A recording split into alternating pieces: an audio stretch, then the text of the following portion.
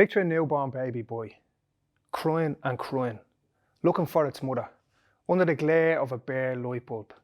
Little blankets kicked off its tiny body, hands squeezed, tight and empty, full of nothing but their own grip instinct.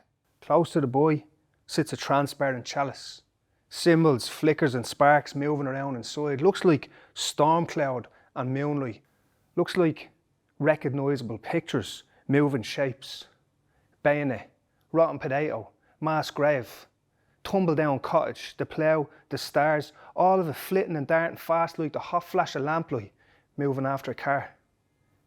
Guinness, brass bed, smokestacks, tenement, tabernacle, leather strap, images spinning like silver inside a siren, high-rise flats, white powder particles, hypodermic syringe, broken pint glass, all of it swirling like living tar inside the chalice.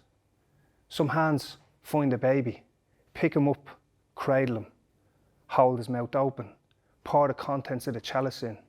The baby's crying intensifies, legs moving quicker, the baby's out of breath, its crying getting stronger, its mouth becoming nothing but a widening hole. The baby's held up, like a sacrificial lamb, and slapped, passed along into the hands of a big, strong man. The baby relaxes for a second, feels wanted, and then he's thrown into blackness. He's Finn. He's 15. He's getting ready in his room. Lives on Red Dead Redemption most nights, Grand Theft Auto COD, knows the blind and flash of the apps in the news feed. Pixel-light burning into the back of his eyelids. Is he looking at the screen or is it looking at him? Dragged down the road by the hair at age 5. Punched in the face when just out on his bike. Scarred on his cheek as if marked by a wolf. Baptised under a downpour of punches. Violence on the streets. Violence on the screen. Stories rising up like the heads of a hydra because it isn't only him. He's not the only one. Scum. Copper's knee in his back, getting put in cuffs. Bruises like firework bursts on his body. Bent teeth and black eyes before he turns 13. Do the streets change him? Or does he change the streets? He's getting ready, looking in the mirror, fixing his hair. He's getting ready for the party. All his friends are going to be there. Last night lying in bed, it was like it was full of wild animals. Raven, losing feathers crashing round in a cage. Big black bull bursting into a gate. Gigantic piebald horse kicking holes through the door. He takes the steps 2 by 2, out the door, and he's gone. You probably know where he's from. It isn't good enough for you. You probably read all about it. A place to find by the news. Man shot in stomach outside supermarket. 2 Glocks seized in operation by Garda. Loaded shotgun found in undergrowth. Shots fired outside a school in West Dublin. The drip, drip, drip of a criminal history. Violence as insidious ideology. Fallout falling down on their heads. A belief system. Young men are force-fed and it gets to them. From a different direction, but headed the same way, comes Obi, young warrior, same dark, different baby. Same poison chalice, different concoction. Alternative harms, Nigerian touchstones. Tethered to the legacy of face me or face you, the cane, the kiboko, the wooden spoon, Biafran flag in flames on the ground, mobile homes in Mosney, Gouda stout. Christian Church of God, but in Ireland still unredeemed, because it's where you're from, really. Come on, tell me. All of it adding tension to a cord pulled back, like the strings on a crossbow or the strings on a harp, tighter and tighter till he's ready to snap. Finn and Obi on the sesh, in the same living room, in opposing corners as the party blooms. Separate posses, same sport, different teams, bit of white, bit of K or a whack of MD. These boys, they'll sort it for you. They can get what you need, but that's not all they're about, if you know what I mean. The boys, paths cross, and their eyes, they lock. And Obi's mates are all like, what? Here, did you see the way he looked you up and down? He's throwing shapes, man, that fucking clown. And something dark starts to work. Something always there.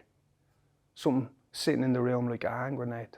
And then Finn's mates, they're all, he thinks he can take you, man. I wouldn't stand for that. What the fuck you gonna do? He needs a slap. And then the music stops for a few beats, and there's this silent gap where a dick could be thrown or a face could be slashed. But nah, Obi just stands up and starts to rap.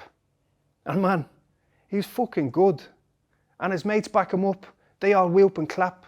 And Finn, he's always had this notion, right? But he's never really entertained it. Always rhyming in his head, but never had the balls to say it out loud. And he just responds. And he goes for it.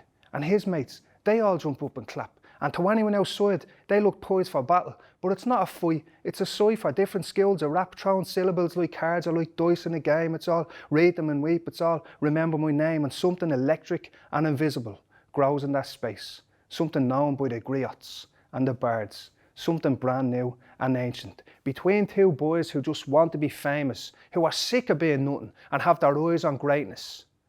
And like the heat that drives the fire, there's a power in that room. Something dreamed into existence by their hearts and so true. And in their separate propositions of how rap should be vented, two imaginations dovetail as they start to combine sentences. And then, for people watching, well, they see like two trees grown side by side and all their branches intertwining. They see one by the clouds, one by the ground, the words between like lightning, the crowd like an ocean, ionized by crashing waves, or a tourist overwhelmed by a breathtaking landscape with swans bursting into flight. People's pupils dilate, hairs stand on end. This is fucking great. Two boys collaborating towards something transcendent as they push themselves towards the edge of what can possibly be said, and then it's over. They clasp hands, they bang chests. Mutual respect. And anyone who was there that night that Finn and Obi met say, oh man, it was legend. Words can't do it justice. You had to be there. And yeah, some felt ripped off because nothing actually kicked off, because they didn't play to type and feed our craving for conflict, because the poison poured into them didn't explode and erupt into the horror and the drama, the thrown punch, the drawn gun, the tiff for tap beefs, the chalk outlines, the blood. And if you were missing that from this story, well, that's a bit fucked up, because all that was burning away at the base of Finn and Obi, deep underneath the hurt, was love and the hope that it happens like this, and the power of the heart beats the power of the fist.